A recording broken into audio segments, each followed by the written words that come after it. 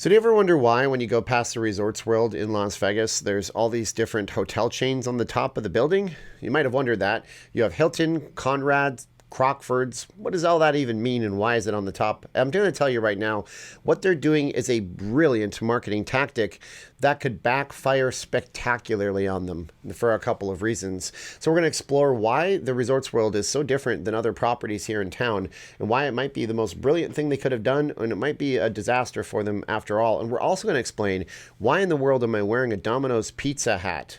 It'll make sense too. I'll talk about that at the end of the video after the main topic. How's it going, everybody? My name is Steven, and yes, I am not leaving Las Vegas. I'm a Vegas blogger. I hope you guys would do me a favor. Like, share, subscribe, hit that bell for future notifications. Don't you know?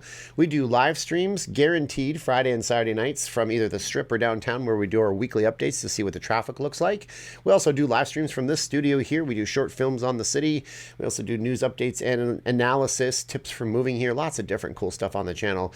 And if you guys like good travel channels, you might want to check out another channel that reached out to me and asked to sponsor the videos this week. It's called Full Throttle Hog, and they're based out of Southern California. It's a nice couple that shows life riding a Harley and doing all that cool stuff. And if you want to live vicariously through them, or if you're into bikes, you might check them out.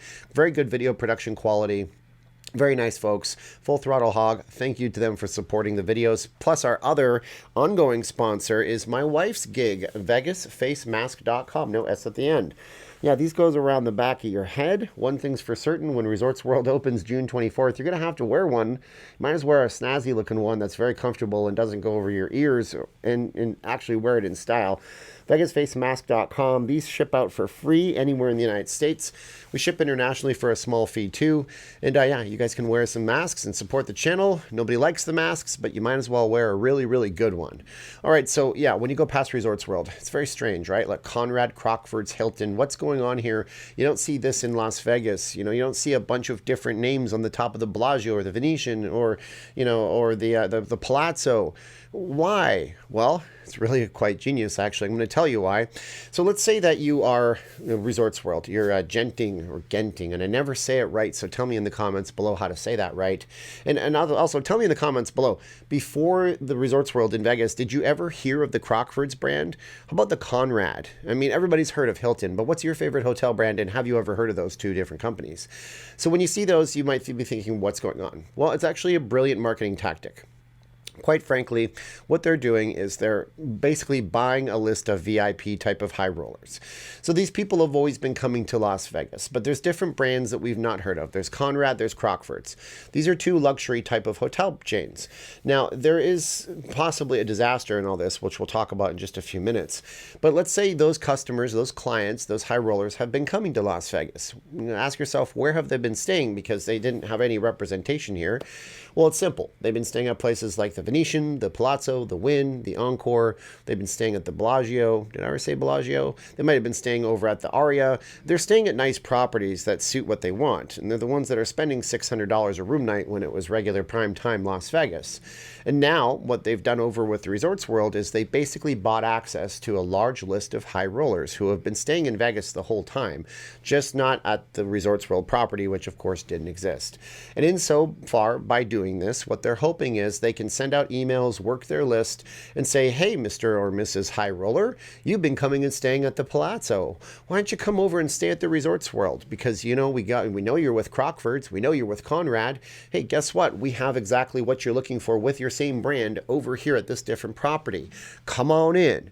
Now, that's a great tactic, right? And because if you look at the room rates, they're not cheap. I mean, after the $49.95 resort fee that you get over with the Resorts World, you're going to be standing about $400 just for a basic room under the Hilton brand. And it goes up from there. $500, I think, is Crockford's or Conrad. Just go to the website and check it out. Walk through their booking process. You'll be kind of surprised by how expensive these rooms are. What they're hoping, though, is that they're going to be going ahead and courting these high rollers. The high rollers are going to come and they're going to form a habit by staying at Resorts World. Whereas before, they had their person over at the Wynn, over at the Encore, over at Venetian Palazzo, and that kind of thing. What they're not counting on is a few different things. Number one, there's pre-existing relationships that these high rollers are going to have with their hosts at other properties, if they even gamble at all. And if they don't gamble, they're just staying at the other properties because they like the other properties. And why do they like the other properties?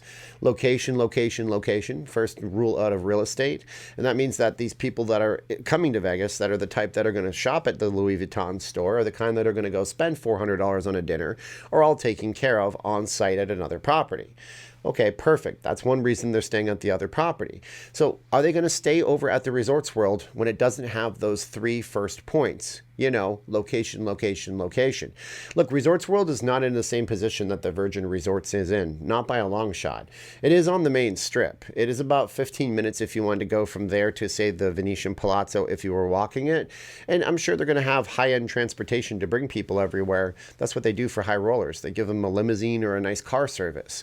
But are those people going to be happy with it being, 1 in the morning and wanting to get something to eat and not being able to go anywhere except for a Denny's across the street? Or go hit up the 7-Eleven for some taquitos? I don't know. Are those people going to be happy with the lack of retail options near them? Because if you're staying at the Venetian, you have the Venetian, the Palazzo, 1 block over, you have the Wynn and you have the Encore, and not too far down the road, you have Caesar's Palace and you have, the Bellagio. You have all these different properties. So that's the second thing, is location. I put it to you this way. Let's say Mr. and Mrs. High Roller actually do stay at that property at the Resorts World. And, they go down to try to get something that's late night. Boom, they get somebody who's, unfortunately, they're out there, aggressive panhandler in their face. Or, it's Saturday morning and they walk out of the property and there's nothing but kids and strollers and, people that are staying at the Circus. It's not the same experience. What kind of experience are they buying? And are they loyal enough to Crockford's or to Conrad to actually go back to the property a second time? That's the big question. Now, they are trying to draw people in with world-class entertainment, which is a video we'll talk about at a later date this week or next week, because we're going to do a series of videos like this on the channel. But yeah, it's a bad location, and the high roller ultra luxury traveler might not be interested in staying at that location just for that reason. There might not be enough of a draw right there. So it could backfire on them. This could be a problem, and proof that this can backfire on a person is case in point when the Sahara was still the SLS. The SLS was still owns the Sahara technically, I believe. They just renamed it. They actually opened up the W Hotel Tower. The W Hotel is another ultra brand. They were hoping simply that the W Hotel Group would lease the tower, just like the Delano does over at the Mandalay Bay, and stick their name on the top of it and then say, hey, people, you love us, come over and stay with us. And then now they have some more high rollers coming in. Again, are these gaming high rollers? Do they put money into the casino floor? Are they going to be happy with the location? Because all those things didn't really work out over at the SLS, which is now the Sahara. That W Hotel experiment didn't last very long, a couple of years at the most. So one thing is for certain, with Resorts World, they're taking a calculated risk getting all of these high rollers that are familiar with these brands to come and visit the property. Whether or not this pans out in the end is going to be another thing altogether. As we mentioned, are they going to be gamers? Are they even interested in that? Well, we have all the entertainment options, which we'll talk about in another video, to try to make sure that people do have a reason to come to Resorts World in Las Vegas. But even if they do, are they going to continue to return to the property when the value versus the money might not just be there for them, especially when you consider how far out on the north end of the strip it really is until things fill in around it. But one thing's for certain, it's a great opportunity to explore the options for Vegas and see how far we can push the north end of the strip. The north end of the strip used to be a hub of activity. The closing of the Stardust, the closing of the Frontier, it was a big problem, and hopefully this addresses one of those big problems. And the other question remains, why in the heck am I wearing a Domino's pizza hat? Well, we have our cat Domino here at the house, and this was sent to me by a viewer. So whereas I might not wear this every day all the time because people might ask me where their pizzas are, I can definitely appreciate wearing it on camera for you guys, and it'll definitely go up on the wall behind me. All the stuff that you guys send me, it gets worn on the camera as long as it's guys' clothing, and actually goes on the wall behind me. So thank you guys so much for that. And once again, that's my video today. Leave me your comments below, and I am sticking to that video today. That's my video. I'm sticking to it. My name is Steven, and I am not leaving Las Vegas. I'm a Vegas blogger. I hope you guys would like, share, subscribe, hit the bell for future notifications. Check out this week's channel sponsor, Full Throttle Hog, over on YouTube. There's a link in the first pinned comment of this video. And now's the time of the video where I say 3, 2, 1. Are you ready for this? And click!